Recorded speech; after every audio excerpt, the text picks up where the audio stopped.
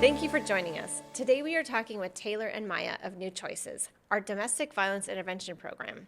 So Taylor, our program was founded almost 40 years ago now, so 1988. It's grown a lot, in large part thanks to your leadership.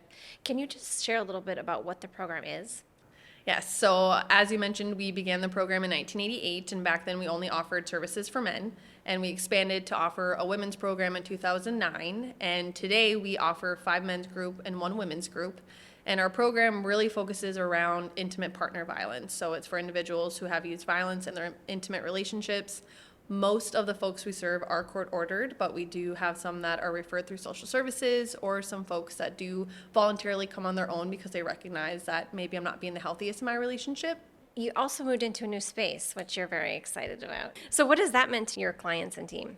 You know, it's our own space. We don't have other programs or other agencies coming in and out of it, and it just feels like positive. So when we do have clients come in, you know, our message of hope really resonates with them because there's a space that speaks that. It's really fun to walk in there now. I mean, it's really impressive. So what can participants expect from their time with you week to week? To start out our process, there are a couple of individual, like one-on-one meetings. We have the intake, which is where we get to know them. That's before you get into group. And then there are a couple of other one-on-one check-ins that we do throughout the group process once you're halfway and then once you're done with programming. What you can expect from the group process is there's about 40 hours of group work, and there are 2 facilitators in the room. And you can just expect to engage in group conversation about your history, what's going on currently. Facilitators will be writing on the board and asking for feedback. We define a lot of things. In the beginning of your time, you can expect to kind of hang back a little bit because we don't want to push you too far as you're starting out in programming. But as time goes along, we'll try to bring more out of you. And the rapport has been developed. Yes, definitely. We spend a lot of time creating opportunities to connect with each other and facilitator and group member. Yeah, you guys are highly skilled at it. It's fun to watch. Thanks. And we kind of let people come as they are, so we really don't want them to, you know, try to sugarcoat anything or to not be their authentic selves because we want to see the true person that walks through the door. Steve Halley from the Family Peace Initiative says, you know, the less afraid we are of our own story, the safer we are to ourselves and others.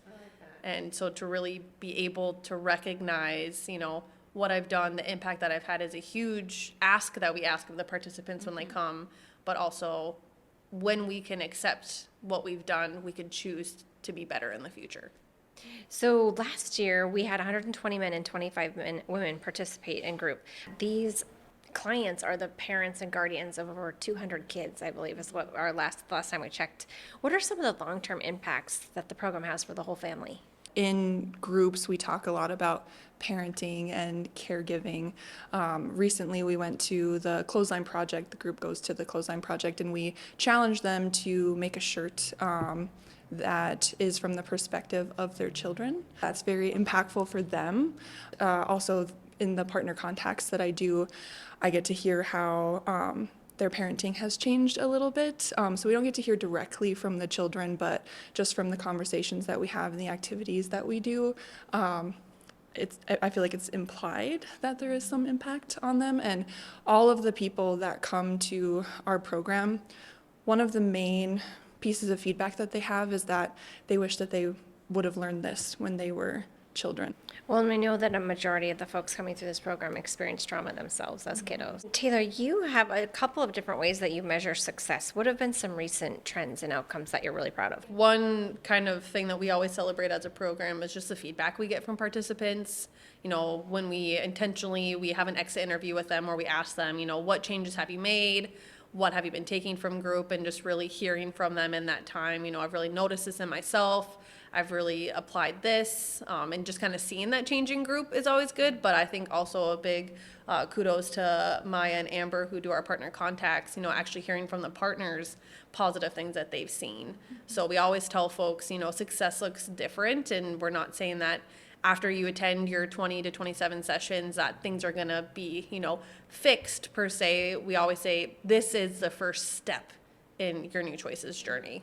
And I know recently too, Maya, you actually had an opportunity to speak at the Battering Intervention Services Coalition of Michigan. Can you tell us about that and kind of what the experience was like for you? I really valued the structure of the conference this year because there was lots of panels and small group discussions. And the two that I was a part of, the first one was promoting my women's call. So I do a call once a month, and we just talk about what it's like to be a practitioner in women's programming, because a lot of times all the trainings and things like that are kind of revolving around men's programming. So I developed this call so that to try to kind of promote some more spaces like that to be happening around women's programming. And then the second panel was called Gender and Context, why that matters when it comes to use of violence, especially when it comes to women's use of violence. I think there's a lot of things that are misunderstood about why women use violence. And I think there were also some implications of maybe some things that we're not understanding about men's use of violence as well. It was a short panel to get a lot more conversations started. So it was a really cool experience. I love that we have a curriculum that supports both men and women, that speaks to some of the societal issues that we're dealing with. So appreciate you guys being here today, and we'll look forward to having you come back.